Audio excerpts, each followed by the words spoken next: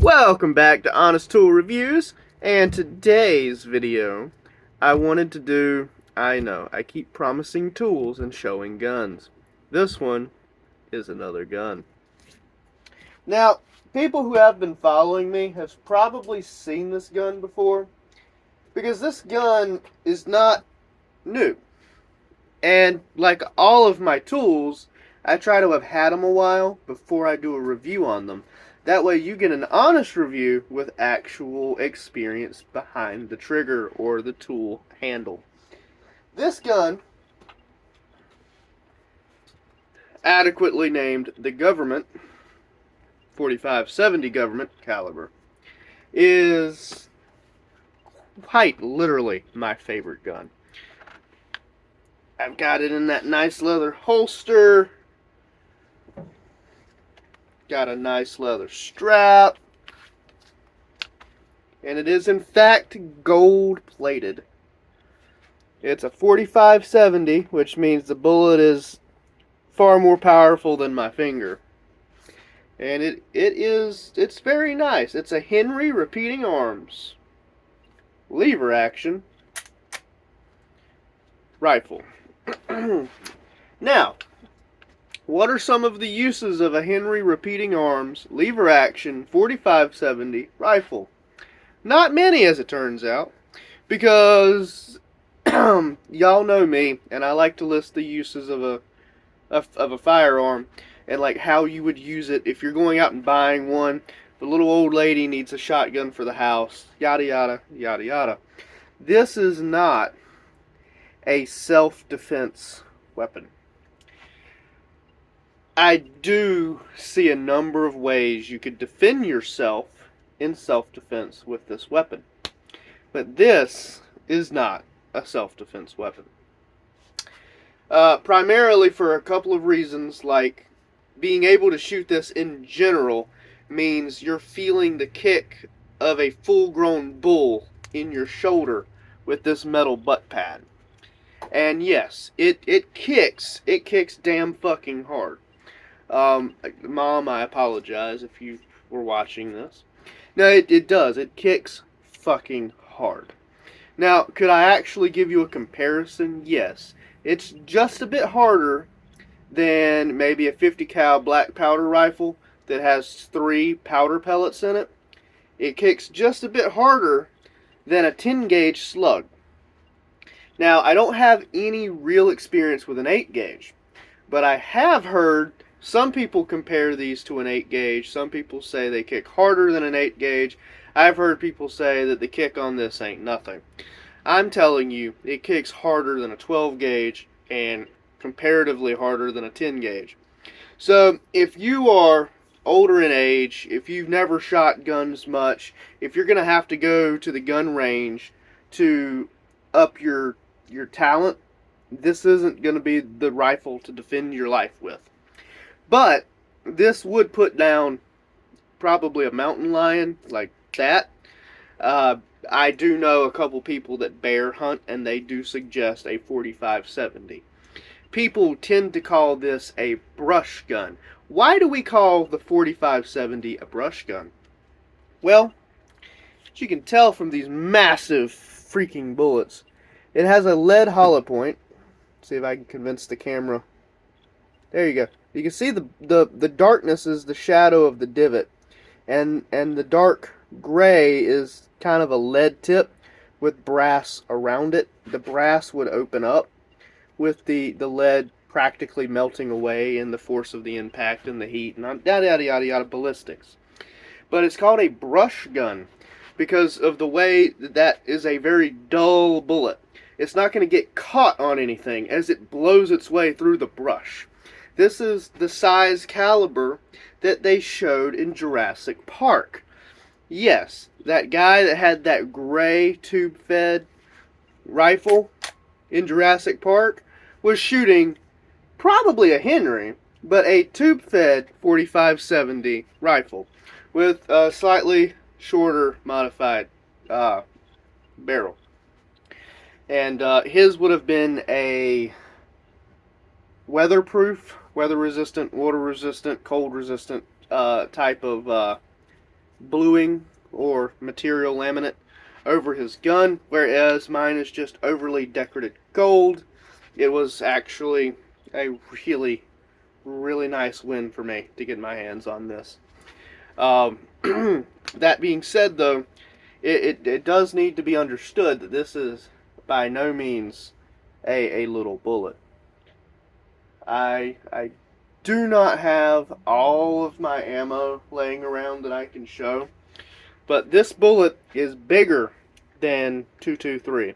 This bullet is bigger than 30-06. It's comparable. It's not the same, but it's fatter and it hits heavy. Some people that shoot 30-06 would not shoot this. Some people that shoot this would not shoot 30-06. People have their opinions and their preferences, but they are both up there in power, and this one just hits just a little bit heavier.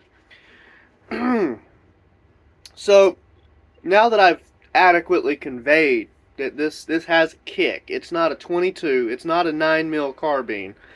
It is, in fact, it's a big boy.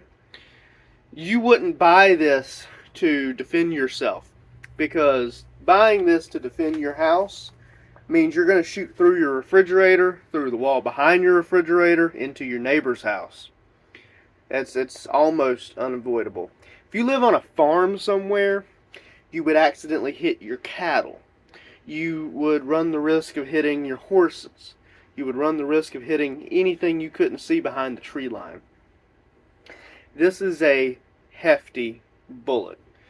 I would not shoot in my house with this, because this is the definition of dangerous. I would be far more likely to swing at somebody with it like a bat than I would be to pull the trigger on them. Not because I didn't think it could kill them. I'm pretty sure this could separate a torso in half from the waist. Like, just... But I honestly believe that this gun is actually overpowered for that. The gun's ultimate purpose nowadays, since we don't live on giant open plains in the wild, wild west, is competitive shooting. Not just plinking, but if you had the land for it, I guess you could plink, but these bullets are expensive. I bought 2 cases of 45-70, and I paid a little over $110. Not the best suggestion if you just want to plink. You can get a 22 and shoot cans all day for relatively 10 to 20 cents a piece, as opposed to more than $5 a shot. That said, if you're going to a 45-70 competition, you have to have one. If you're going to a somebody's house and they have a bunch of guns, a bunch of dudes are getting together and they're going to shoot some clay targets, and you know you can hit something with this, it's a really good big balls, look at me, manly man kind of feeling to shoot this and outshoot somebody who's shooting a smaller gun. Quite frankly, though, it's very decorative. And up until this year, I was really hesitant to do a lot of shooting with it, because I didn't really want to mess it up. I was terrified that something bad would happen. I'd get some horrible scratches on it, and I'd never be able to go and get it repaired. North Carolina seems to be a great place to own a gun, but there's not very many people offering gun repairs anywhere. So if you do things, you either have to have access to a maintenance shop, a mechanic shop, a those metal crafting shops where you manufacture parts with, like just slugs of metal. I'm forgetting what they're called. Not a foundry, but maybe a foundry even. I'm not entirely sure how you would repair certain things on certain guns. I have repaired certain things on certain guns in shops before, but not like trying to replace the gold on a gun. And I do realize that this thing is not solid gold. That's not what I'm saying. But it is gold, in color at the very least. And if I scratched it, and then I hung it back up on the wall, Well, it looks horribly scratched now. So, in the intentions of trying to make it look better or protect it, I bought this really nice leather sleeve. It even has fur on the inside for the gun to very nicely be cradled and protected. It's not perfectly weatherproof because it doesn't encapsulate the entire gun and it doesn't close. But everywhere that rain would hit, it definitely deflects it. It's nice, thick, solid leather, and that's the way I have attempted to protect the gun. The buttstock is least likely to get torn up because it's against my shoulder, where it's most likely to tear up my shoulder and not the gun. Um, I do leave the bullets out on the sleeve so that I can actively look and go, oh, that's the 4570. And I did get a actual leather case that says 4570 government on it somewhere. Oh, it says it under the bullets. I don't think you'll ever be able to see that. But it says it underneath here. It's pressed into the leather. And I do that because I like these sleeves so much that I'm going to be getting more for other guns. But the 4570, back to its uses, other than competing and just trying to show off and have a, yeah, look at me kind of moment, it would be effective if you have a coyote in the field, you don't want to get anywhere near it, and you knew you could take the shot. You could hit a coyote from, I mean, I've never shot more than 300 yards with anything. And that's not impressive either. There are people that make 1,000-yard shots. I'm not exactly sure what the capabilities of this thing is, but if you had a clear shot and you wanted to take it, that would be something I would use the 4570 for. Hit it once and make sure it's dead.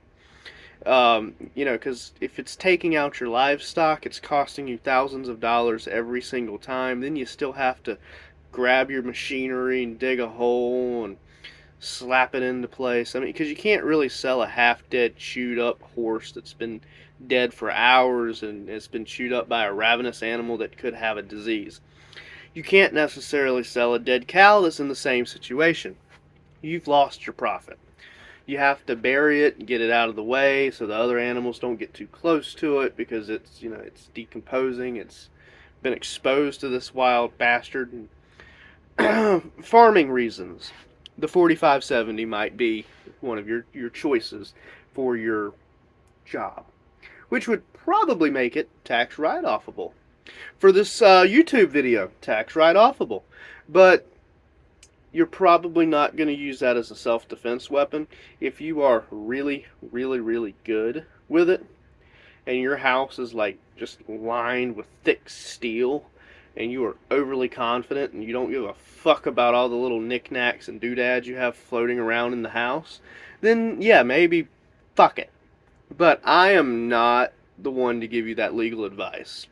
And I do not suggest something like this for some elderly person who randomly decides they need a gun.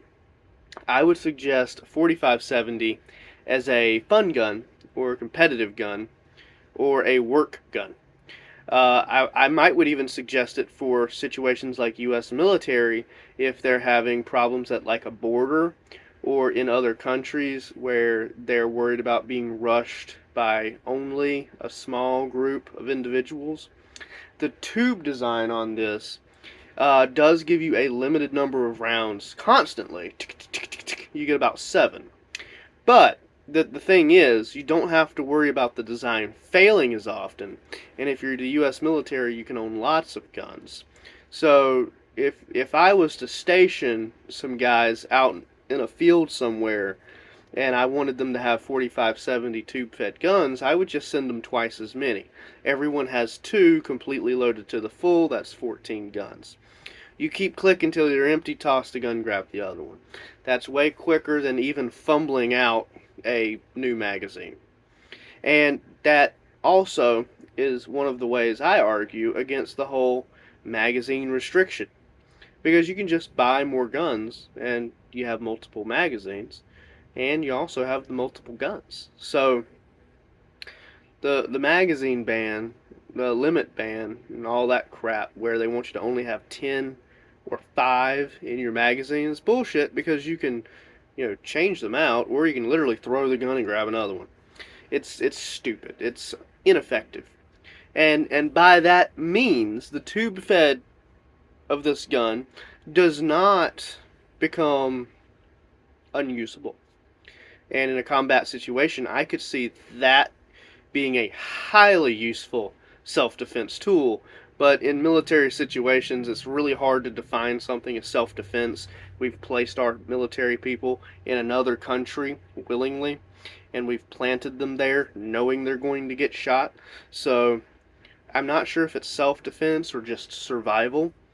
But that leads me to my last point, though. I would not use this as a survival gun if you're just going camping. Because if you're going camping and you're not used to your surroundings, you don't really know where this place is that you're going camping, I would be very, very uneasy pulling this trigger, because it is a brush gun. It's not just going to hit a tree and stop. It's going to hit all the tree limbs, all of the bushes, all of the leaves, all of the vines and thorns, and just keep going. And that would bother me in a situation where I didn't know what was 3 acres out. So I wouldn't do it. You can do whatever you want. You're an individual, all with all kinds of rights and the ability to think. But I'm saying I wouldn't do it. I can't give legal advice, and I'm not about to start now. But this is just a general review of the gun. I'll show you one more time for the sake of how much I love it. And if you are curious, technically this is a horse holster. You attach these to the saddle on the horse, and this would be down at your hip, and you pull it out from your hip. And now you have your gun, and you can reholster it and continue to ride your horse. Now, would I consider shooting this size gun from a horse? Sure. Am I likely to ride a horse? The buddy I have that has horses, I've lived at his house before. You've seen the insides of his house a few times, and I don't know that he's ever noticed that I've done videos. But those horses don't like shotguns. They don't like rifles. They're okay with us shooting them around them. But I imagine that this loud bastard going off behind a horse's ears would be both bad for its hearing and probably painful for the horse. It's painful for my hearing, so I wouldn't do it, but I'd have no problem with it. I don't see a reason not to shoot it. If you had a shot at something that was going to bother your livestock, I could take the shot, but to me it's just a fun gun and a competitive gun. Now, in terms of reliability, the Henry lever action tube fed 4570 is actually extremely reliable. I have only put about 800 rounds through it at best, maybe, and I have not reached the 1,000 bullet break-in point. Now, for people who are watching, interested in guns, and you're just looking to buy something for self-defense, no matter what you buy, if it's brand new, you have to put 1,000 bullets through it to know that the barrel has had the break-in point, to know that the trigger has had the break-in point, to know that the cylinder or magazine tube and feeding and loading parts and ejector pins, everything has had their break-in point. Now, a break-in point is the point in which the gun is officially comfortable. The gun has been manufactured and runs the risk of having burrs and little pieces in it that are just not quite perfect. And usually in the barrel, when you're running the 1,000 of bullets through it, it'll wear those burrs down, which will make your gun more accurate in the future because it's worn these pieces out of the way and the actual barrel is shaped like it should be progressively for the future until you start to get to the point that you're wearing the barrel. And that will not happen in another 1,000 rounds. It may be 20,000 rounds, but it won't happen in 1,000 rounds. And it shouldn't happen at 20,000 rounds. But these pieces are specifically, they're nicks, they're divots and mess that are pointing outward. They're being exposed to the bullet more so than anything. And in cases like the extractor, maybe there's a tiny portion of the metal that is not supposed to be there, and when it grabs the end of the shell and tries to pull and eject the bullet, maybe it's not quite doing it every time because it's a little rounded instead of sharp. But if you give it a good 1,000, the constant click into the casing can help wear that piece to where it knows that it's going into place and eject the shell. The break-in period is very important for a rifle. So therefore, I can't really give you an honest assumption of how reliable it is. But in the 800 that I've fed through it, I've had one single time where it really wasn't too truly happy. And that was a failure to feed going from the tube to the rifle barrel. And the problem that I had was a lot like some shotguns, but also a lot like some 9mm. Now, the thing about bullets is if they're round, when the bullets are coming up, they're supposed to slide into place. They're right here, they go, and into the shell, into the barrel. Well, shotguns, sometimes, like this is a 40... No, it's not. This is a 50 BMG bullet shoved into a 12 gauge. And what happens is, with 12 gauges sometimes, some models, is that the bullet's flat and it gets pulled up to get into the barrel and it clips the bottom and now it's hung. And some 9mm do that too, because 9mm sometimes they have some rather round 9mm. I have a 9mm that's kind of shaped like a demonic piranha hollow point, and it will also nick the bottom with the teeth of the bullet and get hung. And that is a very flat bullet. So the 4570 bullet can get hung. But it's happened once out of 800. Mathematically, that was practically my fault for the way I was holding the gun. Because lever action, although simple, the inner functionality is very similar to the shotgun pump. You pull it back like you lower it down. Either way, the bullet travels from the tube into a tray that lifts up, and then as you pull the lever back up, it's putting everything back in place. Just like as you load back the shotgun's slide, you're sliding the bullet into the barrel. And either way, you do get the same similar problem, but out of 800, the chances of it happening is most likely because of me. I have this problem with this 4570 that there's so much power in that bullet, I want to make sure that it has sat.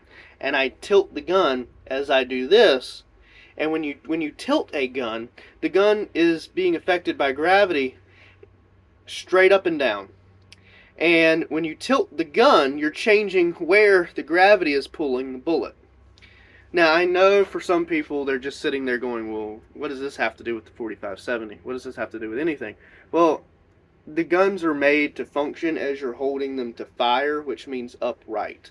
All of these people in these videos, the slightly more ethnic videos, where they're taking their firearm and they're holding it like this sideways with the kill shot, they're affecting the way their gun handles, and it's more likely to jam. It's more likely to give problems. So, when I say I can't necessarily disregard it, I'm trying to visually make sure that bullet goes in, because up here, if that doesn't go in and I fire it, that could be bad. But I'm starting to trust the gun more, and as long as I trust the gun and it is functioning, I imagine it's going to continue to work really well, because it has worked really well so far. So, in all honesty, I would give the reliability to this point, to 800 shots, 10 out of 10. The functionality, 10 out of 10. What would I rate this gun? Well, I always try to say I never try to give 5 out of 5. And this one, as powerful as it is, it can't get 5 out of 5 because I can't shoot it everywhere. But if I'm talking specifically competitive shooting and getting that big dick energy from shooting it, and the wow factor shooting this gun and letting your friends shoot this gun, the fun factor, and the history behind the work use of this gun, I do genuinely love the gun, and I don't want to give it a biased example, or I mean a biased rating. So 4 out of 5 is as hard as I can give it, and I feel required to give it a 3 out of 5 instead of a 4 out of 5. But I don't give it a 3 out of 5 for the gun. I give it a 3 out of 5 for when you can shoot it, where you can shoot it, how you can shoot it. It's too much for some gun ranges. I've been told I couldn't shoot that at some gun ranges. So, in my experience, the gun itself, though a blessing, it is also a curse. As much as I like it, as much as you may like it, you really have to have a place with land, place with property. You want that big, thick dirt mound with concrete and all behind your target. This is not something to joke with. This is a serious one. And I know people that have watched a lot of my videos would know by now I do like to joke, and I do like to suggest that every gun could be used in self-defense. But this one right here, I'm pretty sure I could fire at the wall of a prison and manage to hit an inmate on the inside. We understand and suggest that prisons are secure. So my point being, this is a hard shooting, good goddamn power-packed fucking bullet. And I just don't know that I feel comfortable shooting this thing everywhere. You're always legally responsible for every bullet that comes out the end of your gun. So when you fire it, you want to make sure that you're doing it for the right reasons and in a safe manner. And I just don't know that I could fire this everywhere. So that restricts the gun a lot to where I can use it and when I can use it, and has helped prevent me from shooting but 800 rounds, not to mention the cost. If I did the math on 800 rounds, I've probably had to spend more than $1,200 on the bullets. So unless it's for a really good reason, unless you're going to a competition, I probably wouldn't shoot it. But you have to be good to go to those competitions, otherwise you're wasting your entry fee, you're wasting your travel. I mean, you can have a good time at the competition, but for the cost of these bullets, you're going to have to weigh if that's going to be a financial trip where you're trying to make some big money quick, or if you're just trying to have fun. In which case, you could just waste the bullets at home. Anywho, this has been a Honest Tool Reviews of the Henry Lever Action 4570. We appreciate you constantly coming back and watching videos. If you're new to the videos, feel free to watch something else from my channel, of course. I mean, you can watch anything that you want, but there's plenty to watch. There's some things that may get a little too political. There's gun things, there's tools. I'm also willing to do other things. I've done an app review on a app recently. And I do need to get back into doing more videos more often. I'm going to try my best. We'll see how it goes. Thank you. Have a great day, and as always, stay safe out there.